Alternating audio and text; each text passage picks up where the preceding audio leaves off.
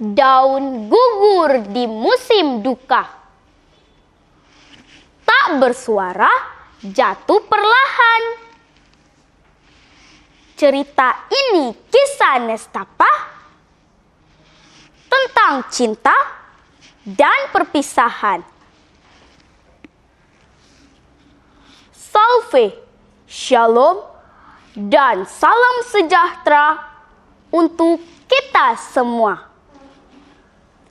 Yang saya hormati para dewan juri, yang saya hormati dan saya banggakan teman-teman peserta lomba. Hai teman-teman, apa kabar semuanya? Perkenalkan, nama saya Adinda Priscilla Molo. Saya perwakilan dari Provinsi Nusa Tenggara Timur. Saya akan membawakan sebuah cerita yang ditulis oleh Bapak David Amfotis yang berjudul Putri Bungsu atau Feot Ikun. Teman-teman, mau tidak mendengar cerita saya? Nah, begini ceritanya. Pada zaman dahulu kala, hiduplah seorang raja yang mempunyai 7 putri yang sangat cantik dan masih bujang. Setiap hari mereka pergi mencari udang di kali atau di sungai. Pada suatu hari teman-teman, kakak, adik, ayo kita pergi mencari udang. Ayo kak, aku ikut ya. Aku juga ikut ya kak. Sesampainya di sungai, mereka pun mulai mencari udang. Wah, aku mendapatkan udang. Aku juga. Ya, aku tidak mendapatkan udang. Terus, kamu mendapatkan apa? Aku hanya mendapatkan asam, kata Putri Bungsu. Hahaha, lihat tuh si Putri Bungsu.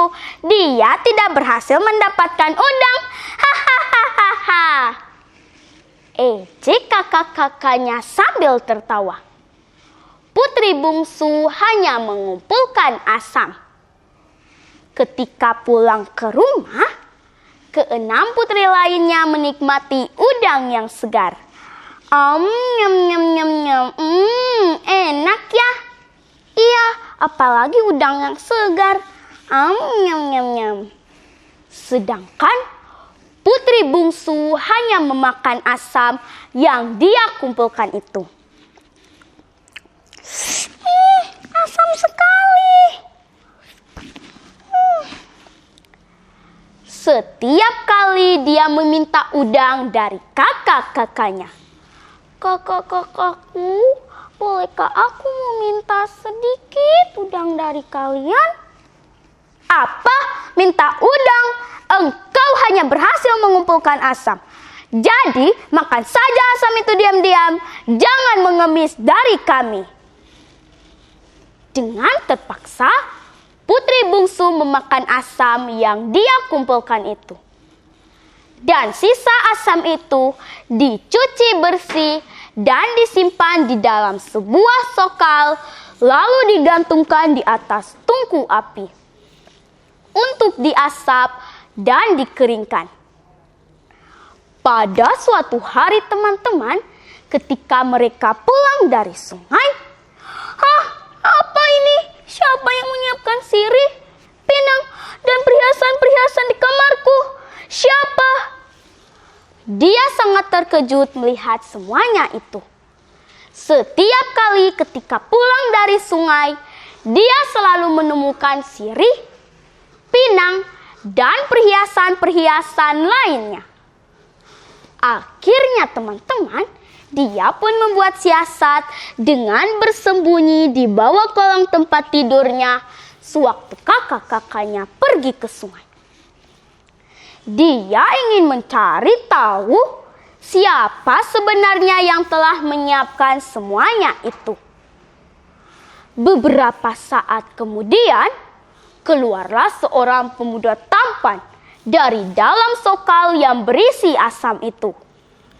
Ketika pemuda itu sedang sibuk mengatur barang-barang, tiba-tiba putri bungsu keluar dari tempat persembunyiannya dan menyapa pemuda itu. "Ternyata engkau yang telah menyiapkan barang-barang berharga ini untuk diriku. Hari ini kutangkap engkau." "Hai sobatku, aku ingin mengawini engkau." "Dengan senang hati, Tuan. Aku menerima lamaranmu." Mereka mulai berpacaran. Ketika keenam putri lainnya pulang dari sungai, mereka berusaha mencari putri bungsu. "Feotikun, Feotikun. Oh, Feotikun, hoesmea. Au esi tatin, mes au umea." Mereka terus bersenang-senang. Apa yang mereka butuhkan selalu tersedia. Beberapa hari kemudian, keenam putri lainnya mulai mengintip putri bungsu di dalam kamarnya. Sedang apa ya dia? Sedang apa ya? Ternyata teman-teman, putri bungsu telah dipersunting oleh seorang pemuda tampan yang nampaknya kaya raya serta berwibawa. Mereka mulai berusaha mendekati putri bungsu agar bersama-sama mengawini pemuda itu. Tetapi putri bungsu tidak mau. Putri bungsu bersama suaminya hidup dengan senang. Dan mereka tinggal di dalam sebuah rumah yang sangat mewah. Mereka tidak perlu bekerja lagi. Karena apa yang mereka mau tinggal diminta saja pada asam yang berada di dalam sokal itu. Beberapa waktu kemudian, putri bungsu mengandung dan melahirkan 2 orang anak yang dinamai Nahak dan Bita. Sedangkan keenam putri lainnya harus terus pergi ke sungai untuk menangkap udang. Mereka harus terus bekerja keras untuk membiayai hidup mereka. Karena itulah mereka merasa iri hati dan cemburu terhadap putri bungsu bersama suaminya yang sudah hidup mewah dan makmur. Pada waktu pemuda itu melamar putri bungsu, dia sempat membuat syarat agar mereka berdua tidak boleh memakan asam atau makanan yang mengandung zat asam. Hal ini diketahui oleh keenam putri lainnya. Ketika putri bungsu bersama suaminya pergi ke pasar, mereka mulai memasuki rumah putri bungsu dan mulai menggosokkan asam.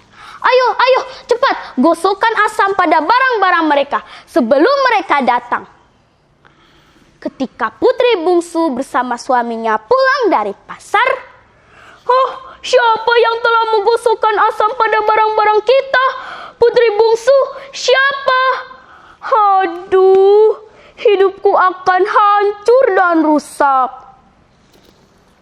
Akhirnya, suaminya memutuskan untuk pergi meninggalkan rumah, istri, dan anak-anak.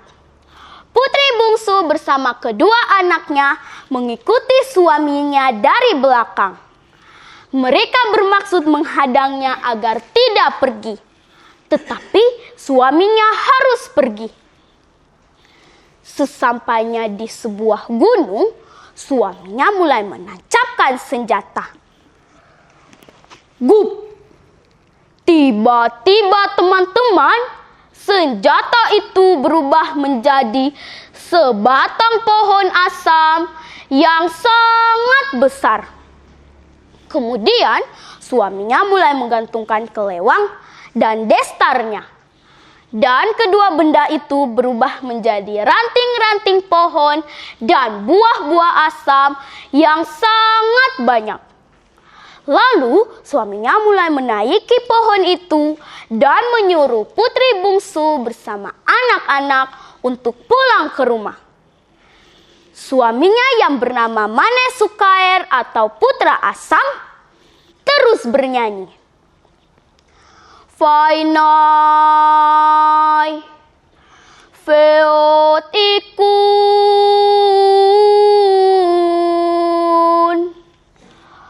mokit an hinai pao mampanatsin lek-leko. Namun, putri bungsu terus menangis. Mane Sukair, nan saum namu saitan gae, paenom, hita buat alat mae.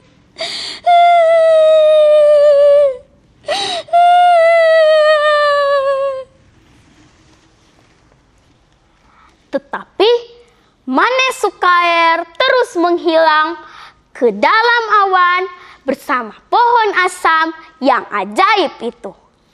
Sekian cerita dari saya. Tunggu dulu teman-teman. Pesan moral dari cerita ini adalah sebagai saudara kita harus saling membantu dan menjauhi iri hati, dendam, serta sikap mengucilkan terhadap mereka yang berhasil atau bernasib baik. Sekian dan terima kasih.